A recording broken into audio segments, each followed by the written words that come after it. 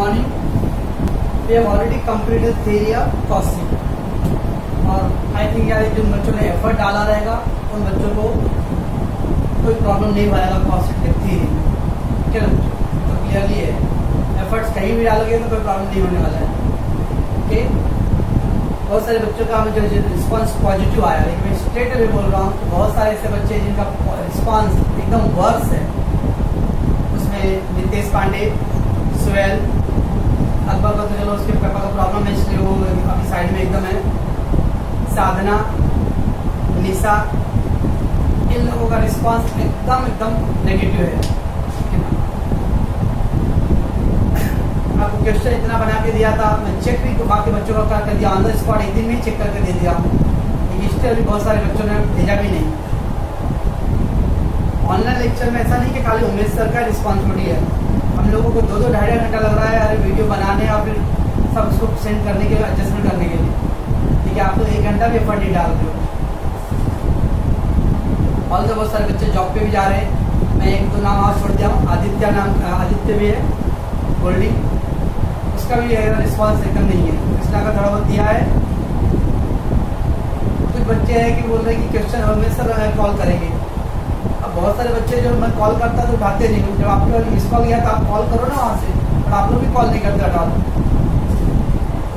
Constantly आपको remind करके question timing के बारे में तो भी आप लोग नहीं दे रहे हो कुछ भी। जब तक आप सीरियस नहीं रहोगे तो कुछ बेनिफिट नहीं है। जबकि आप लोग मोबाइल में मास्टर हो, हम लोग बहुत मुश्किल मेरे लिए खासकर, स्टिल हम लोग ट्राई कर रहे हैं। मेरे लोग जैसे मैं तो टेक्नोलॉजी को बहुत ऑलमोस्ट नहीं रखता था, लेकिन स्टिल वक्त और हालात के हिसाब से वी हैव टू एडजस्ट। तो थोड़ा आप लोग भी क्या करो, एफर्ट डालो, ठीक है ना। अभी यार जून 15 हो गए ऑलमोस्ट, और 1.5 महीना तक यही हालात रहेंगे। और कॉलेज ने ऑलरेडी स्टार्ट कर दिया, इसका अगर कॉलेज ने ऑलरेडी स्टार्ट कर दिया मतलब लोग फुल सिलेबस करने वाले एग्जाम के।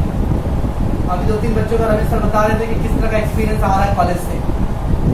तो वो लोग 1 महीने की ट्रेनिंग लेने के बाद बच्चों को ये रिस्पॉन्स दे रहे हैं। मैं तो बिना ट्रेनिंग किया और प्लस टेक्नोलॉजी से मैं बहुत दूर होने के बाद भी कर रहा हूँ। तो ऑब्वियसली अरे मैं एफर्ट डाल रहा हूँ तो आप भी ट्राई करो थोड़ा सा, तो सिंसियरली एफर्ट डालो। और अगर कॉलेज स्टार्ट कर, मैं सोच रहा था कि सिलेबस को हम कट डाउन करेंगे, लेकिन बिकॉज द सारे कॉलेज ऑलमोस्ट स्टार्ट हो गए हैं, इसका मतलब वो लोग सिलेबस कट डाउन नहीं करने वाले। आपका 5th सेमेस्टर का जो 5th सेमेस्टर जो एग्ज़ाम है मोस्ट प्रॉब्ली नवंबर तक स्टार्ट हो जाएगा। तो आप सोचो अगर कॉलेज फिजिकली स्टार्ट होएगा आपका अगस्त में या मिड अगस्त में, तो सोचो कितना बच गया आपके टाइम, सितंबर अक्टूबर, 2.5 मंथ खाली रहेगा आपको पढ़ाई करने के लिए, विच नॉट पॉसिबल 2.5 मंथ में आप 5th सेमेस्टर का कंप्लीट करोगे। इसलिए आप जॉब कर रहे हो, इट्स वेरी गुड, मुझे बहुत अच्छा लगता है जॉब वाले बच्चे जॉब कर रहे हैं। लेकिन वो बच्चे एक्सक्यूज मत दो कि जॉब कर रहा है इसलिए मेरा नहीं पढ़ाया, तब तो फिर बेकार है। जॉब कर रहे हो बहुत अच्छा, आपका वो मैं वो ग्रेड नहीं ले रहा हूँ, लेकिन जॉब करके आप थोड़ा पढ़ाई पे भी आप कॉन्सेंट्रेट करो। मैं आपको वार्न कर रहा हूँ कि आपका एग्जाम नॉर्मली 5th सेमेस्टर का जो एज पर शेड्यूल में ही होने वाला है, अक्टूबर लास्ट या फिर नवंबर के फर्स्ट वीक में, क्योंकि याद है कॉलेज ने भी स्टार्ट कर दिया पढ़ाई। जब कॉलेज ने स्टार्ट कर दिया officially, it means they will take the exam on November 7 में। सो बी केयरफुल ना, यह अपना बना के रखना दिमाग में कि अगस्त से स्टार्ट होगा तो एग्जाम भी लेट होगा, नहीं, एग्जाम आपका टाइम पे होगा। आज बच्चों में आपको 2-3 के सारे सम तो पॉसिबल नहीं कर पाना ऑन, ओके, जब हम फिजिकली मिलेंगे तो करेंगे। अभी मैं कुछ क्वेश्चन कर रहा ताकि आपको एक बेसिक यूज हो जाए, ठीक है ना। और अगर 2-3 क्वेश्चन के आपको रिस्पांस अच्छा रहा तो लोग और आगे करने की जरूरत होगी। क्वेश्चन आपको व्हाट्सएप पे डाला, अब रीड द क्वेश्चन फोटो से मैं करूँ। ओके बच्चों, I will read the just question, ठीक है ना। अभी हम लोग फेस टू फेस तो बैठे नहीं है, तो मैं क्वेश्चन रीड कर रहा हूँ। आपने क्या करना, क्वेश्चन व्हाट्सएप पे है आपको भेजा हूँ, उसको पहले क्वेश्चन 2 बार 3 बार रीड करो बच्चों, ओके। बहुत सारे लोग अभी भी यार फर्स्ट वीक मिले थे तो 5-6 मिनट का एवरेज था आप लोग का वीडियो देखने का, अभी भी ज़्यादा इम्प्रूवमेंट नहीं हुआ है, 6-7 मिनट का ही एवरेज आ रहा है। जब तक आप 2 बार 3 बार देखोगे नहीं वीडियो तब तक पॉसिबल नहीं है ना। 12th वाले बच्चों का भी आपके साथ स्टार्ट किया हूँ, लेकिन आपसे मुझे प्राउडली बोल रहा हूँ कि बच्चे आ रहे ज़्यादा एफर्ट डाल रहे हैं। उसमें से आधे बच्चे गांव चले गए, फिर भी आ रहे वो लोग क्वेश्चन कर रहे हैं मेरे को। लेकिन आप लोग टीवा वाले में 2-3 बच्चों को छोड़ के बाकी सब मतलब बॉम्बे में ही हो, still you are not replying me. इसका एक ही रीजन है क्योंकि आप लोग अब टीवा में पहुंच गए तो थोड़ा सा आपका जो एज है वो एज वाला आप ईगो अप शो कर रहे हो, वो आपका प्रॉब्लम है। मेरा काम था आपको वार्न करना, ठीक है ना। चलो, I will read the question. From the following figure prepare a cost sheet. From the following figure prepare the cost sheet and ascertain the cost of material consume and cost of goods sold. आपको cost sheet draw करने बोल रहा है। ascertain the cost of material consume, material का दर्जा ascertain मतलब calculate. आप बच्चों ascertain मीन्स कैलकुलेट, तो रॉ मटेरियल कंज्यूम कैलकुलेट करो and cost of goods sold, only sir head है कॉस्ट ऑफ गुड्स सोल्ड बस। अब आपको दिया कुछ इन्फॉर्मेशन, 2 स्टॉक डेबिट साइड में दिया है, finish goods and raw material. Debit side में स्टॉक दिया था क्या है, ये ओपनिंग स्टॉक है, तो opening stock of finish goods and opening stock of raw material, WIP नहीं है। Then we got a purchase raw material, then we have a wages. अब बोलो परचेज क्या आएगा, raw material consume direct material में। Then wages क्या है, prime cost के अंदर ही है, carry inward raw material consume.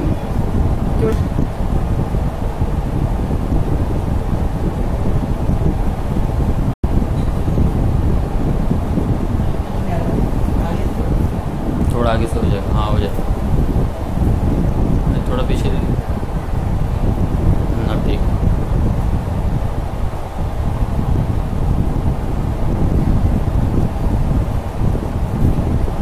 उसमें बच्चों ग्रॉस प्रॉफिट दिया हुआ है, ओके ना। रिमेंबर अपने कॉस्ट में एक ही प्रॉफिट है, ओके, लास्ट में तो ग्रॉस प्रॉफिट है नॉट टू वरी, तो ग्रॉस प्रॉफिट को मतलब नहीं अपना, just ignore. There is sales given and then closing stock, finish goods and raw material. तो बच्चों दैट्स इट, इतना ही क्वेश्चन आपका दिया है। अब याद रखना बच्चों, जैसे आपने एसवाई अकाउंट आपने किया था मैनेजमेंट अकाउंट में, पूरा फॉर्मेट है अपने पास, लेकिन नॉट नेसेसरी कि पूरा फॉर्मेट आने वाला है।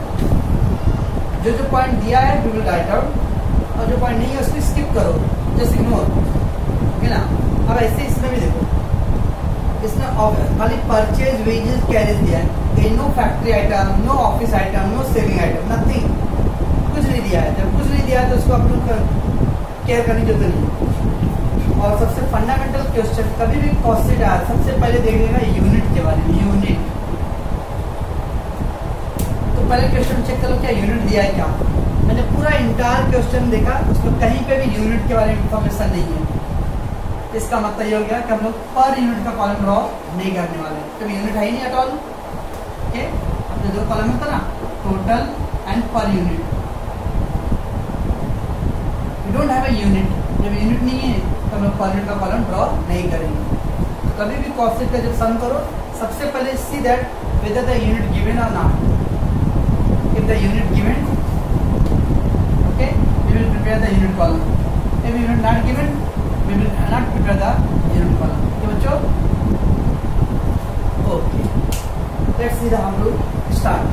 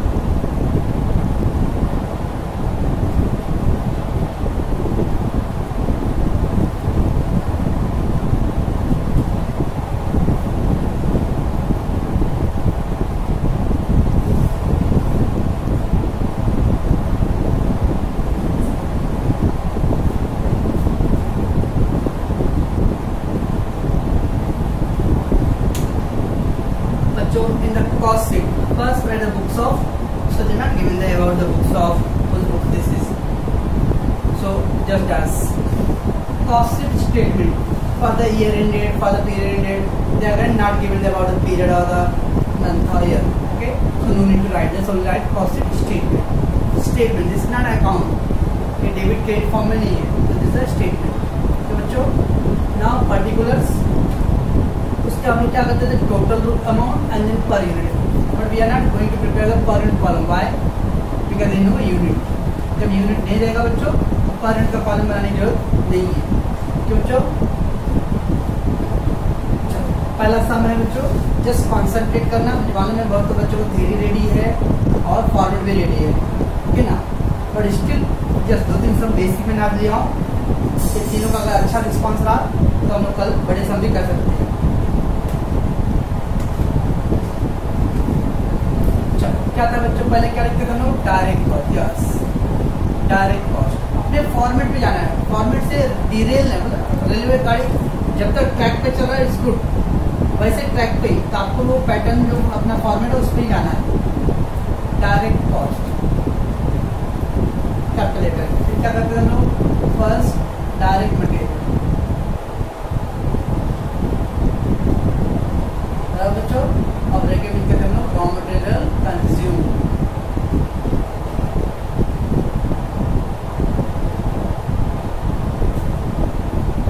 रॉ मटेरियल कंज्यूम मालूम है, तो पहले डायरेक्ट कॉस्ट है, direct material, raw material consume. अब आप बताओ बच्चों क्या था पहला, ओपनिंग स्टॉक मटेरियल। सर्च करना है क्या ओपनिंग स्टॉक? यस रहेगा तो एक ना जाओ, इग्नोर ओपनिंग स्टॉक और रॉ मटेरियल।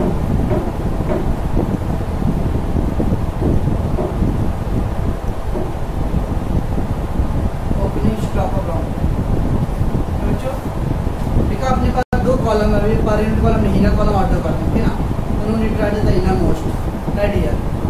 कितना है, 38,400 बच्चों। Opening stock raw material. फिर क्या था बच्चों, purchase of raw material. Just अपना फॉर्मेट रिकॉल करो, purchase of raw material, purchase raw material. ये परचेज रॉ मटेरियल 3,84,000। अगर बच्चों रिटर्न्स रहेगा, रिटर्न्स से इधर लिखना है 3,84,000 और लेस ऐसा रिटर्न करते हैं, रिटर्न आउटवर्ड, बट समय रिटर्न नहीं दिया हुआ है, so no need to write the innermost write here 3,84,000। तो पहला opening stock raw material, then purchase raw material, less क्या था, returns, but then not ignore. उसका क्या था बच्चों, कैरेज, या यह था कैरेज इनवर्ड, कैरेज इनवर्ड 32,000 बच्चों, कैरेज हो गया। उसका लेस क्लोजिंग स्टॉक का काउंट करो, पहले इसका टोटल करो, इधर में रहने दो 400, देन 8, 12, 12, 14, 1, 14, 12, 15, 1, 4,54,400 आ गया। बच्चों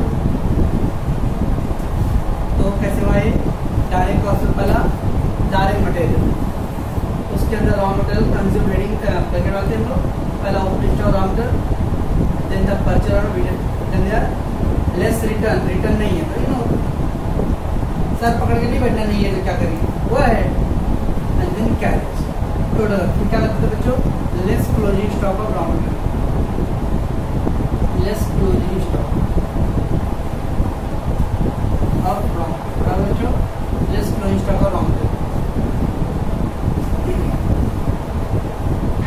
कितना क्लोजिंग स्टॉक बच्चों, इधर पे स्टार्ट हो, closing stock 44,800 closing stock of raw material बच्चों। बस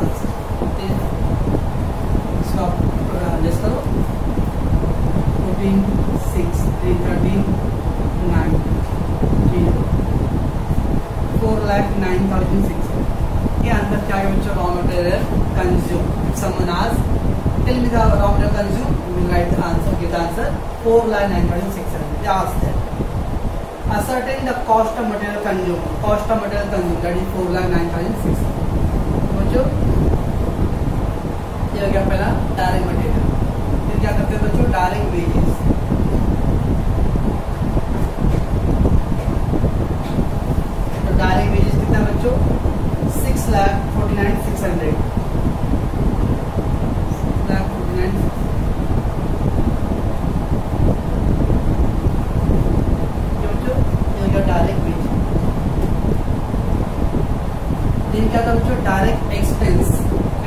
डायरेक्ट एक्सपेंस में क्या क्या था? रॉयल्टी था, चार्जेबल एक्सपेंसेस था, और क्या था? और स्पेशल सब कॉन्ट्रैक्टिंग चार्जेस था, स्पेशल टूल्स हायर चार्जेस था। नथिंग गिवन एनीथिंग, नहीं है तो वो है इन द टोटल 2 12 18 19 1 5 10। क्या बोलते हैं बच्चों इसको? प्राइम कॉस्ट और डायरेक्ट कॉस्ट।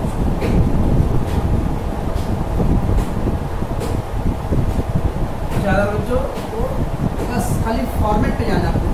पहले direct material raw material consume में first opening stock search that yes is there, then purchase is there, return नहीं था तो इग्नोर किया हमने, फिर कैरी इनवर्ड इज देयर, ये total and less closing stock of raw material right out of column. ये क्या आ गया आंसर जो रॉ मटेरियल कंज्यूम। फिर डायरेक्ट वेजेस था देयर, डायरेक्ट एक्सपेंस नहीं है तो सर कुछ बच्चों को सर लिख के ऐसा डांस कर सकते हैं, नो नीड टू टाइप पास, ठीक है ना? नहीं है तो कोई जरूरी अपने अकाउंट 1 फाइनेंशियल अकाउंट में जब हम लिखेंगे तो बहुत कुछ शो करना पड़ता रहे ना रहे, तो कॉस्टिंग में शो करने जो दिन। चलो ये हो गया प्राइम कॉस्ट। इसका क्या होता है? Indirect cost.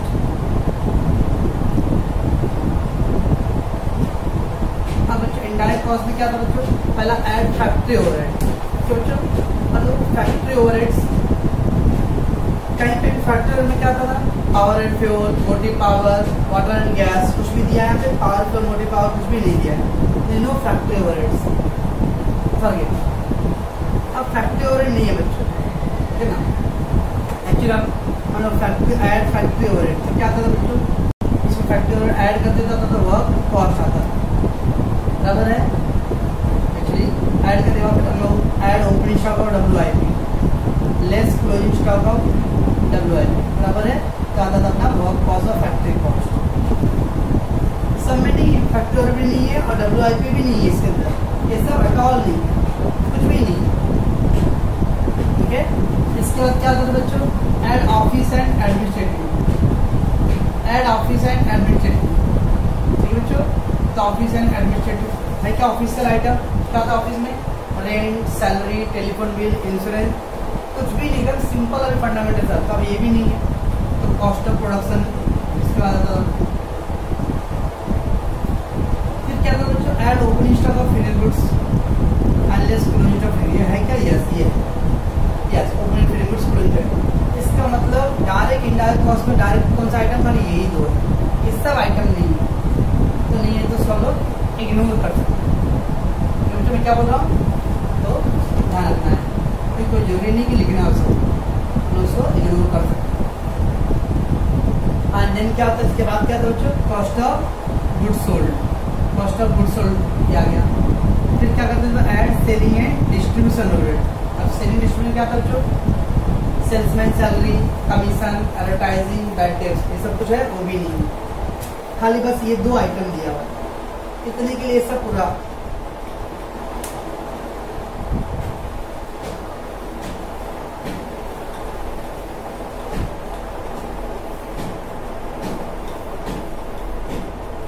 तो फर्स्ट सम है तो मैं कुछ पॉइंट्स में शो कर रहा हूँ, बाद हम लोग नहीं करेंगे। मतलब इनडायरेक्ट कॉस्ट तो हम लोग क्या बोलते हैं बच्चों? इसको add factory overheads, add factory overheads.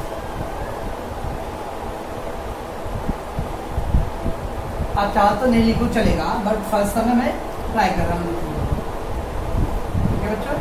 नहीं है प्रेस तभी क्या गया? 10,59,000। फिर इसके अंदर हम लोग add opening stock WIP less closure नहीं है, तो इसके बोलते बच्चों हम लोग वर्क कॉस्ट और फैक्ट्री कॉस्ट। क्या बोलते बच्चों इसको हम लोग? वर्क कॉस्ट और फैक्ट्री कॉस्ट। फिर क्या था बच्चों? Add office and administrative, office and administrative overheads.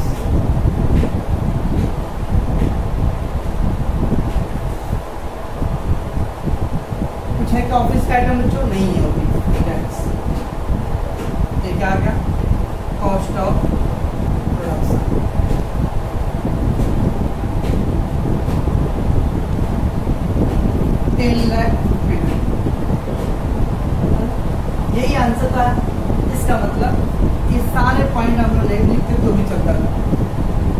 59 क्या हो गया कॉस्ट ऑफ प्रोडक्शन। तो कुछ बच्चे क्या करते मालूम उनको सब कुछ है ही नहीं आगे, तो इसको स्लैश करके लिख देगा कॉस्ट ऑफ प्रोडक्शन।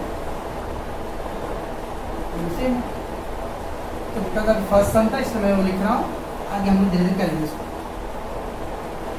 चलो ये हो गया। अभी अब क्या करते हैं add opening stock of finish goods.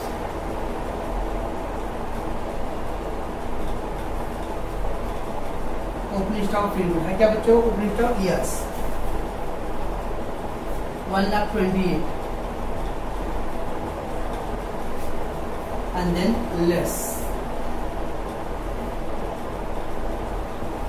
closing stock of finished goods.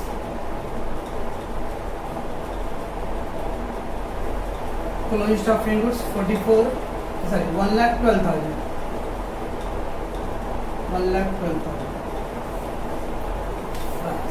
अब इसको क्या करना बच्चों? ऐड करना और ये लेस करना था। ये आ जाएगा आपका 10,75,000।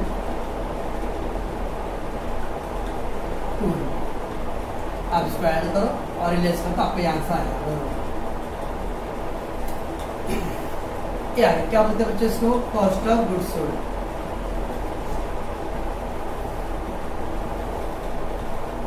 इसके बाद क्या होता है बच्चों? ऐड सेलिंग डिस्ट्रीब्यूशन है क्या? सेलिंग एंड डिस्ट्रीब्यूशन का कुछ आइटम कुछ भी नहीं है। Cost of goods sold. फिर क्या था बच्चों? Add selling distribution cost of sale नहीं है। Add profit. अब देखो प्रॉफिट कितना दिया बच्चों? ग्रॉस प्रॉफिट दिया है, ठीक है ना। इसको एक्चुअली आता था add selling and distribution overhead. Selling and distribution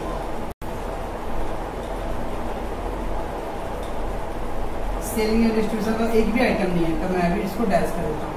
तो क्या हो गया बच्चों? Cost of sale. Cost of cell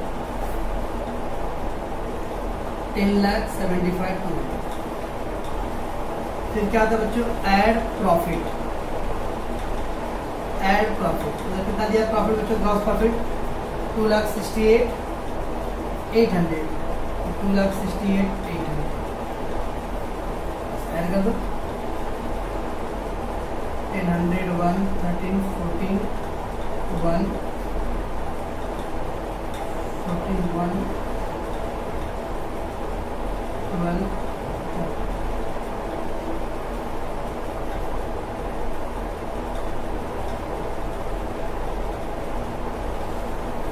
that is called बच्चों सेल। तो फर्स्ट सम में बहुत सारे आइटम नहीं था, मैं स्टिल लिखा हूँ, लेकिन आप लोग फॉर्मूला का रिकॉल करना था। तो पहले raw material consume direct material में, फिर वेजेस डायरेक्ट एक्सपेंस नहीं था तो इग्नोर, आप लिख के डैश कर सकते थे। ये टोटल हो गया प्राइम कॉस्ट। फिर आता है indirect cost. Add factory overhead. Factory का एक भी आइटम नहीं दिख रहा बच्चों, डैश। क्या आ गया? एक्चुअली इसके बाद पता ऐड ओपनिंग स्टॉक WIP और लेस क्लोजिंग स्टॉक WIP नहीं है। Work cost. Add office and administrative overheads, ये आ गया cost of production. Add opening stock finished goods and less closing stock finished goods, ये गया कॉस्ट ऑफ गुड्स सोल्ड। फिर था add selling and distribution overheads, nothing even, cost of sale. Add profit, you get a sale. Okay बच्चों, ये first question था। थोड़ा patience रखकर अगर आपको इसको 10% ही समझा लगा तो मोर देन एनफ है। अब उन्होंने क्वेश्चन कुछ बोला था क्या? Ascertain the cost of material consume. तो लास्ट में नीचे आंसर लिखनी होगी। कॉस्ट ऑफ मटेरियल कंज्यूम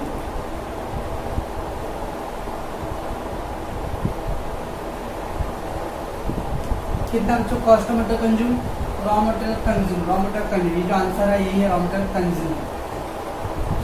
तो 4,09,600 बच्चों रॉ मटेरियल कंज्यूम हो गया। Then the ascertain the cost of goods sold. Cost of goods sold का बच्चों cost of goods sold, cost of goods sold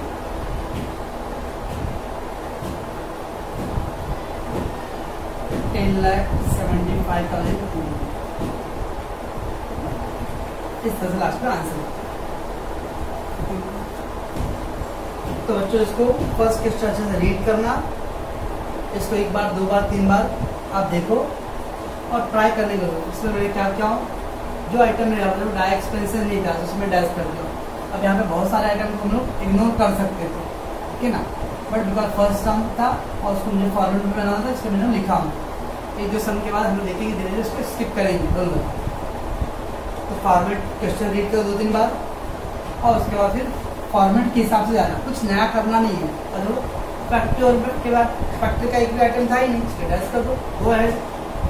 office administrator का भी नहीं है, आगे जाओ, बस जो नहीं है उसको डैश करके आगे बढ़ते जाओ। ओके, ये भी गेट द आंसर। ठीक है बच्चों, इसको अच्छे से देखना और जो भी डाउट रहा है जहाँ पे भी रहा तो उसको सर्कल करके मुझे आप उसका स्क्रीनशॉट भेज सकते हो या वीडियो कॉल कराना तो कॉलिंग कर सकते हो। I will help you. Okay.